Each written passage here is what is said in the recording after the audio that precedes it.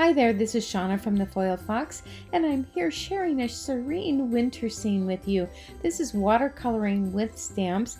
I did a project just recently, and I didn't have a video, so I'm going to show you how I did it, even though I'm using different stamps. That was Woodsy, that stamp, and this one is Quietude. The Woodsy has the 3 trees. They are both penny black, and then I have a piece of watercolor paper. This happens to be cold press, where I have already splattered it with masking fluid and let it dry. But I want to show you, you can use the drawing gum or masking fluid, and I'm going to show you that I take my cruddy little brush here. I have some liquid detergent in a dampen dish, which is just like what you wash your hands with, or you can use dish detergent, and I'm massaging it into the bristles, and then I can dip it into the frisket. Sometimes it's called frisket or masking fluid, and it won't stick. But I've already done that, and I've let it dry. Really important, let it dry. And then I'm using some watercolor markers. I'm going to use distress markers, but Tombow work great. Karen works great. But I'm going to use these watercolor markers, which are the Distress, Peeled Paint, and Forest Moss are the 2 that I'm using. And I'm using markers here because if I used an ink pad and tried to do that, I would pick up a lot more detail than I want. I just want the trees. There's a lot going on in this stamp. Great if you use all of it, but I only want the trees for this one. I spritzed it to get the ink moving a little bit.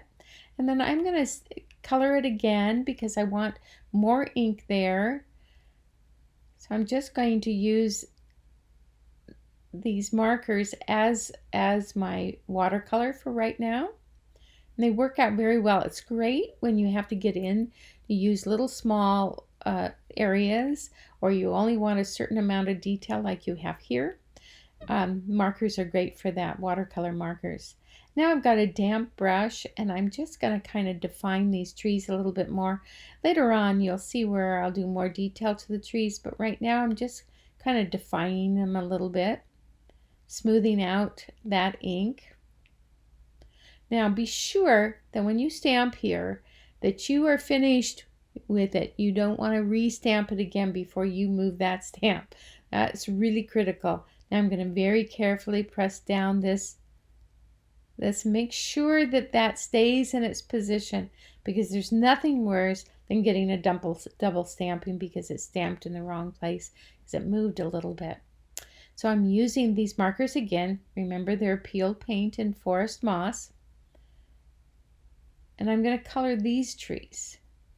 Do the same exact process.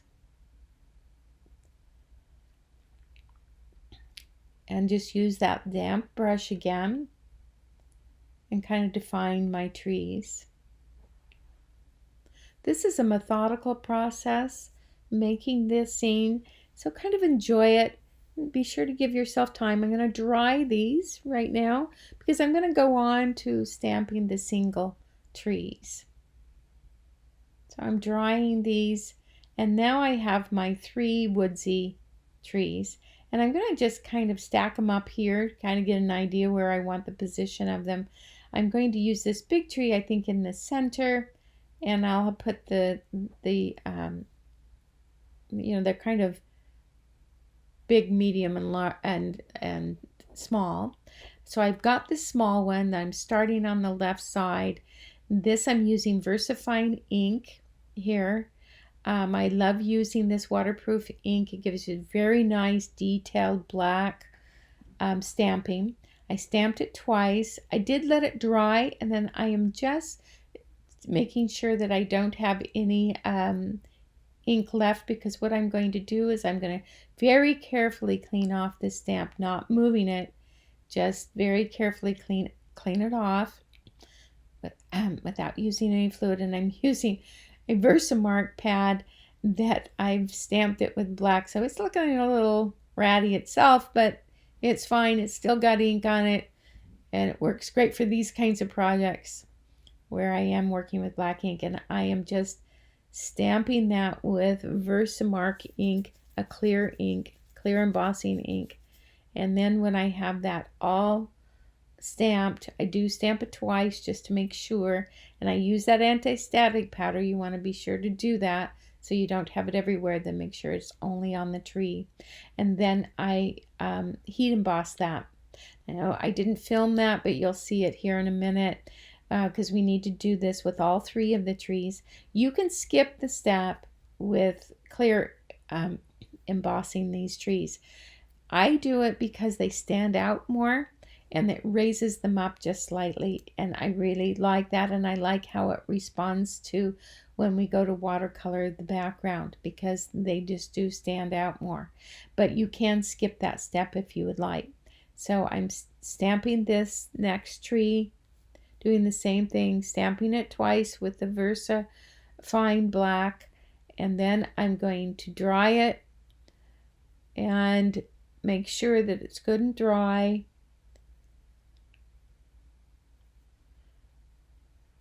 And then I've already wiped off my stamp. I've got to put some anti-static, I just remembered.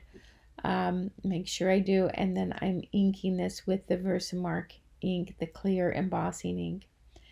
And I'm stamping it twice, just like I did before. Now don't move anything until you're done with each tree, because you don't want to double stamp this or not get the image that you really wanted out of it. So now we're on to the 3rd tree again, the last tree, and I'm just going to have this one be a little bit more in the foreground, inking that up with the VersaFine black ink. Now you can kind of see in this where now you've got 2 trees that are heat embossed and one that isn't, but I did heat emboss this last one too. I just didn't think you needed to see that. And now I've just taken a pencil. I'm just kind of penciling in kind of my snowbank where I think that I want it, very lightly, so that I can get an idea where I want to go with this.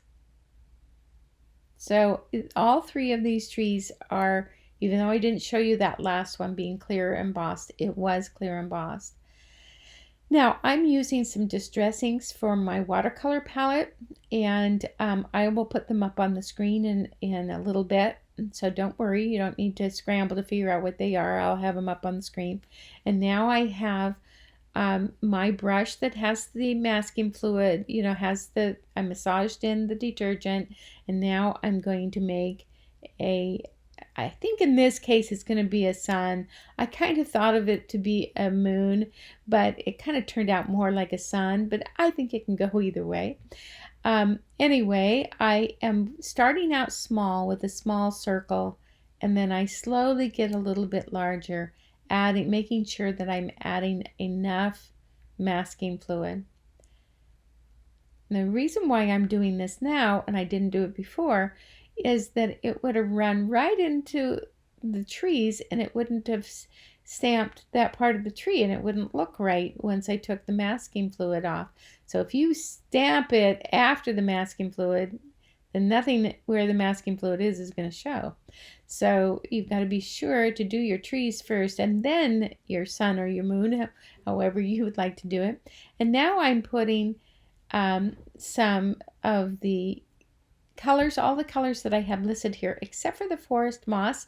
I'm going to use these for the, believe it or not, for the sky. If you mix a little bit, mostly blue, and a tiny bit of that green, and I'm using a little bit of that prize ribbon because it's a little bit brighter, then you get a really nice sky color for your blue. It's got a little bit more gray in it. It's a little bit more realistic. It works out very nicely. I use a little bit of that black soot. So I've got the chipped sapphire, prize ribbon, and a tiny bit of the peeled paint and a tiny bit of the black soot. I'm making sure that my frisket is dry where my sun/moon is before I start this. And I really start out very pale, because the one thing about painting is that you can always add more paint, but it's really hard to take it off. if not impossible in a lot of cases. So I go very slowly and I go very light at first, and then I'll continue to build and add more color. Now I add a little bit darker colors towards the horizon line or down where it meets the snow. And I'm just going to make that, and you can see I'm using the tiniest bits of ink here. I don't use a lot. Now I'm going to rinse off my brush, and I'm going to use a little bit of this worn lipstick. I just like adding this color a little bit. It really adds to it. This is going to really make it more of a sun thing. And you can see I have a facial tissue in my hand, in my left hand, and I'm dabbing. You'd think that I put paint on and then I dab it all off and that I'm just not going anywhere. But what I'm doing is keeping it very, very subtle by doing that. Because like I said, you can always add, but it's really hard to subtract color. So I want to go very slow. This is a methodical process, and one that you want to take your time with. It doesn't take a lot of time. You just kind of, at least for me, I need to be in a space where it's quiet and I am not rushed, because when I'm rushed, I don't take the time that I really need, because this one is a little bit slower process. I'm adding more of that peeled paint down at the bottom. I want it to be a little darker. I'm going to add a little bit of the forest moss down there. So I do use all of the colors, all the colors of the ink there that were up on the screen. And you can always go to the supply list. There's a link down below. It'll take you there, no problem. Now I've got a chip sapphire distress marker, and I'm using the bullet tip, and I just kind of outline that horizon lines or the snowbank lines, and then I just dampen it a little bit, and it just makes it a little bit darker. And that's kind of what I'm trying to achieve, because I'm trying to just give more definition. Now this prize ribbon, if you're trying to do a day sky, I really like adding a little bit of that little bit of a brightness that the prize ribbon brings to it, because when you mix the peeled paint and the chip sapphire together like we did for the sky colors, it gives you a wonderful kind of a pale gray blue. Now I wanted it a little bit brighter in some areas, so I used the prize ribbon. But you can see I'm just building this paint. Building the colors in. I go slowly. I don't add it all at one time, because you want to take your time and make sure that you're getting it what you want. I'm putting in some shadows. I'm using a little bit of black, a little bit of I'm using the tiniest bit. I don't know if you notice, I'm just barely putting some paint down, or ink. Either way, they kind of work to get this as the same. And I'm just adding a little bit more shadow there. And I think, I fuss with this and I do put it on, then dab it off. But again, I want that subtle look to it. I don't want it to get too brash and then be disappointed. So I just add a little at a time.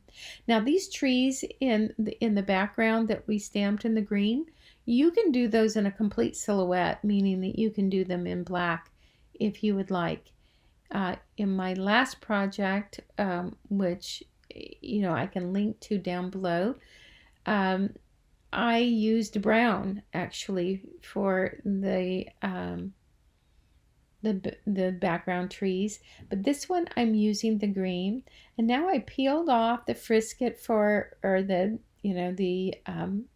masking fluid for my sun, and then I'm rubbing it off all where I had it splattered before, and now it's giving me kind of a snow background. And by the way, I did make sure that this was really, really dry before I was rubbing my hands across that page because I don't want to smear all of my coloring.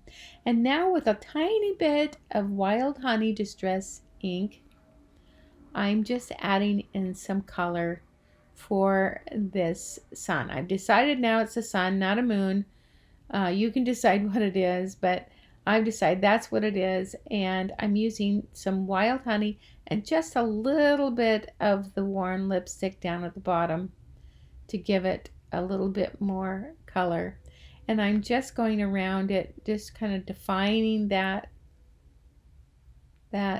sun.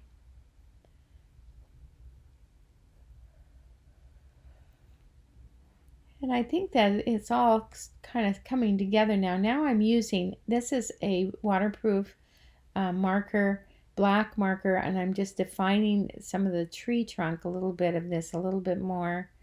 Again, it's got a fine tip. I think this is an 01. It has a fine tip, so I can just get into those areas. But again, it's in the supply list, so don't panic. I have it all listed there.